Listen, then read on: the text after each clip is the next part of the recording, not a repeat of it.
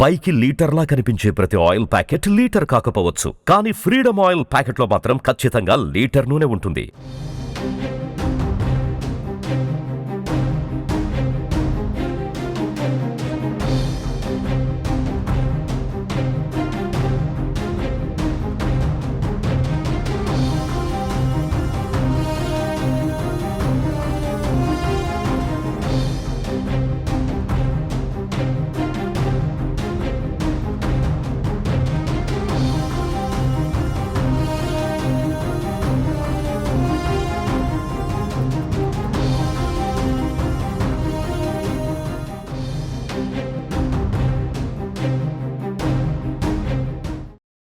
బిహార్ రాష్ట్రం మరోసారి ప్రకృతి ప్రకోపానికి గురైంది.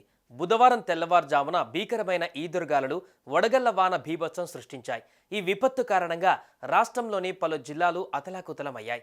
అయితే ఈ ప్రకృతి విలయంలో అత్యంత విషాదకరమైన ఘటన పిడుగుపాటు. రాష్ట్రంలోని 4 జిల్లాలలో పిడుగులు పడి 13 మంది అమాయక ప్రజలు ప్రాణాలు కోల్పోయారు. క్షణాల వ్యవధిలోనే 13 మంది అమాయక ప్రాణాలు గాలులు కలిసిపోయాయి.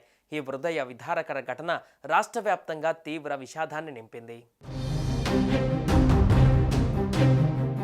బీహార్లో పలు జిల్లాలను ఈదురుగాలులు, వడగళ్ల వానలు అతలాకుతలం చేశాయి. బుధవారం ఉదయం రాష్ట్రంలోని బెగుసారాయ్, దర్భంగా, మధుబని, సమస్తీపూర్లలో పిడుగులు పడి 13 మంది ప్రాణాలు కోల్పోయారు. మధుబని జిల్లాలలోని పిప్రోలియా గ్రామంలో 3 మృతి చెందగా ఈ ఘటనలో ఒకే కుటుంబానికి చెందిన తండ్రి, కుమార్తె ఉన్నారు. సమస్తీపూర్లో ఉన్న ఓ వ్యక్తి పిడుగుపాటు వల్ల చనిపోయినట్లుగా సీఎంఓ కార్యాలయం వెల్లడించింది. బాధిత కుటుంబాలకు సీఎం నితీష్ కుమార్ 4 లక్షల చొప్పున ఎక్స్గ్రేషియా ప్రకటించారు. 13 మంది మరణించడం పట్ల ఆయన తీవ్ర విచారం వ్యక్తం చేశారు.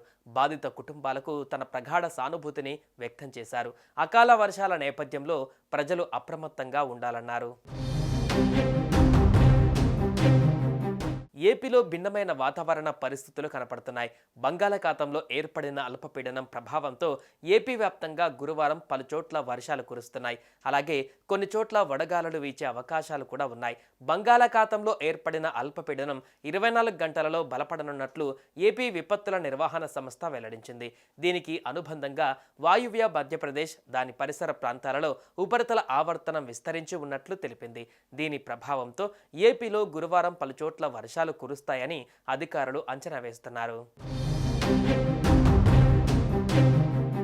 బంగాళాఖాతంలో ఏర్పడ్డ అల్పపీడనం ఉత్తర ఈశాన్య దిశగా తిరిగి వచ్చి 24 గంటల్లో మధ్య బంగాళాఖాతంలో క్రమంగా బలహీనపడే అవకాశాలు ఉందంటున్నారు అధికారులు. దీని ప్రభావంతో పార్వతీపురం, మన్యం, అల్లూరి సీతారామరాజు, అనకాపల్లి, కాకినాడ, కోనసీమ, తూర్పుగోదావరి, ఏలూరు, ఎన్టీఆర్, గుంటూరు, ప్రకాశం, నంద్యాల, అనంతపురం, సత్యసాయి జిల్లాలలో అక్కడక్కడ పిడుగులతో కూడిన వర్షం కురిసే అవకాశం ఉందంటున్నారు అధికారులు. రేపు శ్రీకాకుళం, విజయనగరం, పార్వతీపురం, మన్యం, అల్లూరి సీతారామరాజు, విశాఖపట్నం, అనకాపల్లి, కాకినాడ, కోనసీమ, తూర్పుగోదావరి, పశ్చిమ గోదావరి, ఏలూరు, ప్రకాశం, నెల్లూరు, శ్రీ సత్యసాయి, అన్నమయ్య, చిత్తూరు, తిరుపతి జిల్లాలలో అక్కడక్కడ పిడుగులతో కూడిన తేలికపాటి నుంచి మోస్తారు వర్షాలు కురిసే అవకాశం ఉంది. నిన్న నమోదైన ఉష్ణోగ్రత వివరాలు ఒకసారి చూస్తే కర్నూలు జిల్లా ఉలిందకొండలో అత్యధికంగా 40.8 డిగ్రీల ఉష్ణోగ్రత నమోదైంది.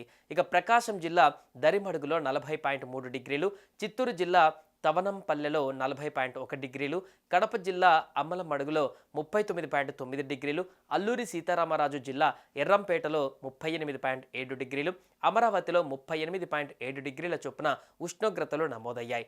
తెలంగాణలో భిన్న వాతావరణ పరిస్థితులపైన ఆ శాఖ అధికారి ధర్మరాజు కీలక విషయాలను వెల్లడించారు. వాతావరణంలోని మార్పులతో పగలు ఎండలు, రాత్రి వర్షాలు కురుస్తున్నాయని చెప్పారు. ఉత్తర భారతం నుంచి దక్షిణ భారతం వైపు పొడి వాతావరణంతో కూడిన ఈదురుగాలులు వీస్తున్నాయని తెలిపారు. ఇక రాబోయే రోజులలో తెలంగాణలో ఉష్ణోగ్రతలు క్రమంగా పెరిగే అవకాశం ఉందన్నారు. హైదరాబాద్లో 38 డిగ్రీల ఉష్ణోగ్రతలు నమోదవుతాయని ప్రకటించారు.